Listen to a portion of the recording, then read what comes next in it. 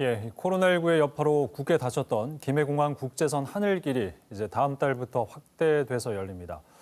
현재 일주일에 단 한 차례만 중국 칭다오 노선이 운항 중인데 괌과 사이판 노선이 조만간 재개될 예정입니다. 김해공항 국제선 노선 확대와 관련해서 부산시 심재민 신공항 추진본부장과 자세한 얘기 나눠보겠습니다. 예, 본부장님 어서 오십시오. 네, 반갑습니다. 이제 다음 달이면 괌, 사이판 노선이 재개가 된다고 들었습니다. 네. 사실상 이제 김해공항 국제선 정상화의 어떤 시동이 될 것 같은데 이런 결정이 나게 된 배경부터 먼저 좀 설명해 주시죠. 예, 김해공항 같은 경우에는 인천공항을 제외하고는 지역에 있는 공항 중에서는 그 국제선 여객 수요가 가장 많은 곳입니다. 예. 조금 전에 말씀하신 결정이 나오게 된 배경에는 국내 백신 접종률이 70%가 넘어가고 네네.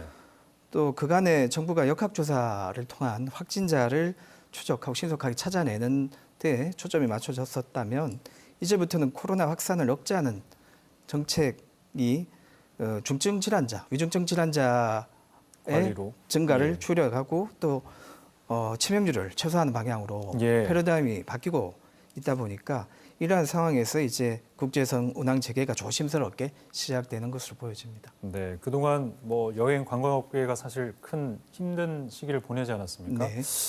부산시에서도 국제선 노선 확대 요구가 좀 있어 왔습니까? 어떻습니까? 작년 4월부터 인천공항을 제외하고 지역 공항들이 예. 국제선 전면 운항 중지가 되었습니다. 예.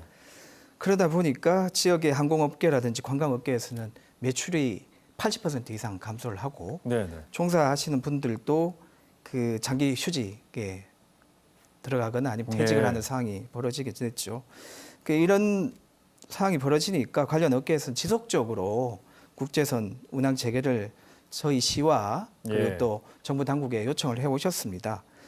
그 결과로 작년 12월부터는 이제 조금 전에 말씀하셨던 대로 칭다오에서 입국이 가능하게 되었습니다. 주 네. 1회 안에서. 그런데 지난주까지 칭다오에서 들어오는 항공편을 이용해서 입국하신 분들 중에 입국하신 분들이 총 4,726분인데 예. 단 한 분도 확진자가 나오지 않았습니다. 그렇군요. 예. 지역의 어려운 사정과 또 방역 체계가 안정적으로 잘 관리되는 이러한 부분들 때문에 국제선 운항 재개가 이루어지게 되었습니다. 예. 이제 괌 사이판 노선 어떤 항공사가 이 노선을 차지하게 될지 좀 경쟁이 좀 치열한 걸로 알고 있는데요. 뭐 선정 기준이 있을까요? 국토교통부에서는 먼저 김해공항의 여객 수요를 감안을 해서 어느 항공사가 어떤 노선을 운항하게 될지 예, 또 예. 편수는 어느 정도로 가져가게 될지 네네. 운항 요일은 어떻게 될지 지금 검토를 하고 있는 단계고요. 네. 11월 말부터는 이제 사이판 괌 항공편이 운항이 됩니다. 예. 사이판 같은 경우에는 주 2회, 예. 괌은 주 1회가 운항이 되게 되는데요. 어느 항공사가 될지에 대해서는 아직까지는 구체적으로는 나오진 않았고 네. 조만간 발표가 될 걸로 보여집니다. 그쪽으로 여행 상품들도 이미 많이 나온 걸로 알고 있는데. 여행사 예. 쪽에서 지금 준비를 하고 시작을 하려고 하고 있는 걸로 알고 있습니다. 그런데 이제 예. 정확한 이제 항공사는 아직 재개하는 정해지지 시점 그리고 그런 또 부분도. 항공사는 이제 조만간 나올 걸로 보여집니다. 예. 그러니까 하늘길이 정상화되는 시작점이라는 부분에서 네, 큰 의미가 있고 저희가 좀 유심히 지켜봐야 될 것 같은데 그렇습니다. 앞으로 이제 국제선이 계속 확대가 되고 하다 보면 결국에는 또 가장 우려되는 부분이 이제 검역 부분 아니겠습니까? 네, 그렇습니다. 그 부분에 대해서는 어떻게 부산시 차원에서 준비가 좀 잘 되고 있습니까? 제일 우선에서는 예. 이제 국제선 운항이 재개가 되게 되면 CIQ라고 그래서 예.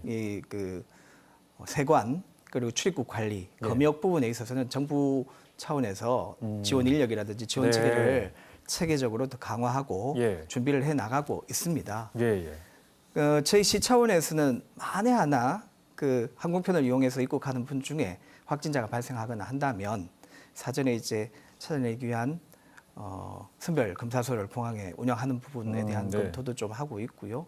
그리고 신속하게 이송을 해서 치료할 수 있는 병원이라든지 생활치료센터로 이송하는 부분도 검토를 하고 있습니다. 예, 기존의 검역 인력이 물론 있었지만 지금은 네. 또 다른 상황이기 때문에 그렇습니다. 예산이라든지 인력이란 부분에서 정부의 지원이 또 반드시 필요한 부분이 있는 필요한 거군요. 부분에 있어서는 예. 정부에 적극적으로 지원 요청을 할 것이고요. 예, 예. 그리고 또 저희 시에서 준비해야 될 것들은 해 나갈 것입니다. 다만 사이판하고 괌 노선의 경우에 있어서는 예.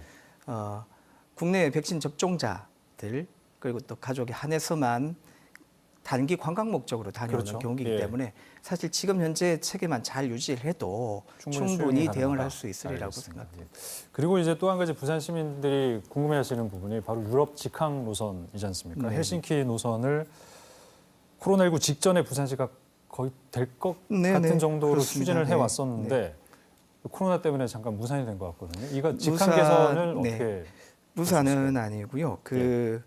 알고 계시겠습니다만 이제 첫 유럽 직항 노선입니다. 예. 부산 헬싱키 노선이 예.